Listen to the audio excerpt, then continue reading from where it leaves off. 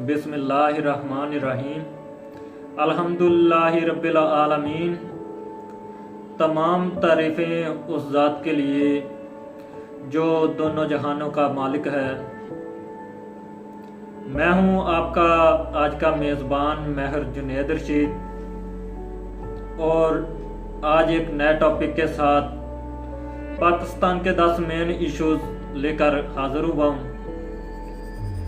जिन दोस्तों ने अभी तक हमारा channel Pakistan news TV subscribe नहीं किया, उनसे गुजारिश है कि हमारे चैनल पाकिस्तान न्यूज़ टीवी को सब्सक्राइब कर लें और बेल आइकन को दबाना ना भूलिएगा ताकि आपको हमारी तमाम नई वीडियोस मिलती रहें।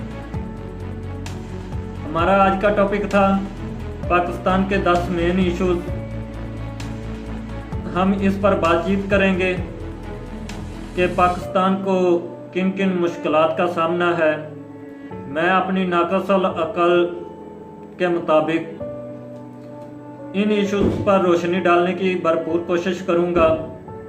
आप भी अपनी राय और तजावीज़ के साथ हमें इनबॉक्स और कमेंट्स में आगाह कीजिएगा। नंबर 1, सबसे पहले मैं आपको बताता चलूं कि हमारे प्यारे मुल्क पाकिस्तान को गुर्बत का सामना है, जो कि हालिया दिनों कोरोना के बायस 30 से 40% इंक्रीज हो चुकी है, बढ़ चुकी है। हमारी आने वाली हर हुकूमत अवाम को खूब तसल्लियाँ और दिलासे देती है, लेकिन हुकूमत में आकर पिछली हुकूमतों की नाअहलियाँ गिनवाने के सिवा कुछ भी नहीं होता। 5 साल पूरे करने के बाद अवाम को नया लॉलीपॉप दिया जाता है और अवाम फिर से एक नई उम्मीद और एक नई आस के साथ अपनी तमाम तर उम्मीदें नई हुकूमत से वाबस्ता कर लेती है। अल्लाह करे अब की हुकूमत ही इस पर कंट्रोल कर ले। दूसरा बड़ा मसला तालीम है, जिसको हासिल करने और समझने की एज एक बच्चे के लिए 15 से 20 साल की एज का दौरानिया होता है। लेकिन इस उम्र तक पहुंचते पहुंचते हमारे तालिब इल्म गुर्बत के हाथों मजबूर होकर अक्सरियत कमाने की गरज से तालीम को अधूरा छोड़ देते हैं। थर्ड नंबर पे हमारा बड़ा मसला इलेक्ट्रिसिटी यानी कि बिजली है। वापडा और Karachi electric supply company Pakistan भर में बिजली सप्लाई की 2 कंपनियां हैं, जो कि पूरे मुल्क पाकिस्तान को अभी तक बिजली सप्लाई करने में नाकाम नजर आ रही हैं, क्योंकि इन्हें बर वक्त अदायगियां नहीं की जाती और ये कंपनियां इसी बना पर अपनी सप्लाई में नाकाम नजर आती हैं। चौथे नंबर पर पाकिस्तान को बड़ा मसला करप्शन का सामना है, जो कि आपको हर अदारे में नजर आएगी। करप्शन का अपना एक वसी नेटवर्क है, जो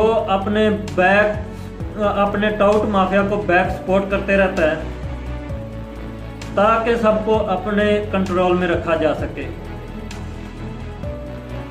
अब आते हैं नंबर 5 की तरफ। पाकिस्तान के आगे बढ़ने में सबसे बड़ी रुकावट प्रॉक्सी वार है, जो कि इंडिया खेल रहा है, जिसमें किसी हद तक अमेरिका की जंग भी शामिल है।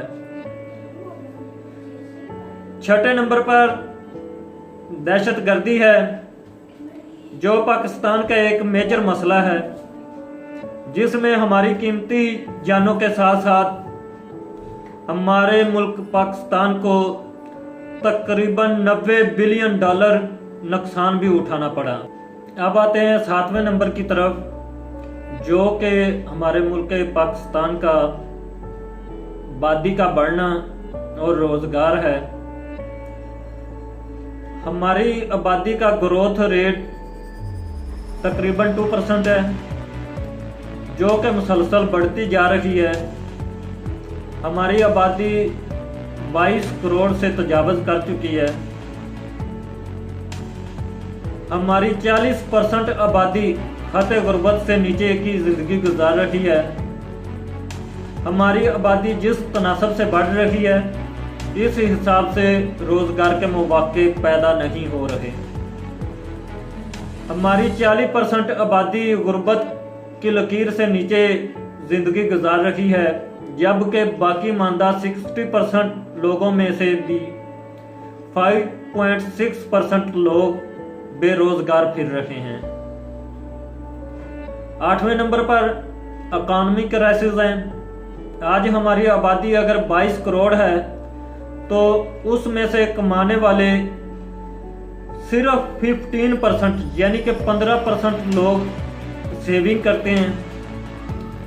बाकी तमाम लोग जो कमाते हैं वही खाते हैं।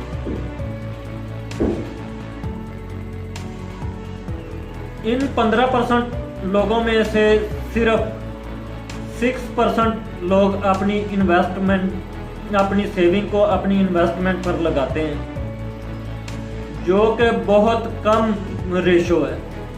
इसे फौरी तौर पर 24 to 25% लाने की अशद तरीन ज़रूरत है। 9वें नंबर पर हमें सेहत के मसाइल का सामना है। इस पर लोगों की मुख्तलिफ राय पाई जाती हैं। ज़्यादातर लोग समझते हैं कि हमें हेल्थ का सबसे बड़ा मसला है। ऐसा बिल्कुल भी नहीं है। पिछले बताए गए 8 मेन इश्यूज में से आपके घर के, आपके खानदान में से 60% लोग उन 8 इश्यूज में गिरे हुए हैं। अगर बचते हैं तो सिर्फ आपके बच्चे इन मसाइल से अलग हैं, जबकि सेहत का मसला आपके घर के सिर्फ खानदान के किसी एक पर्सन को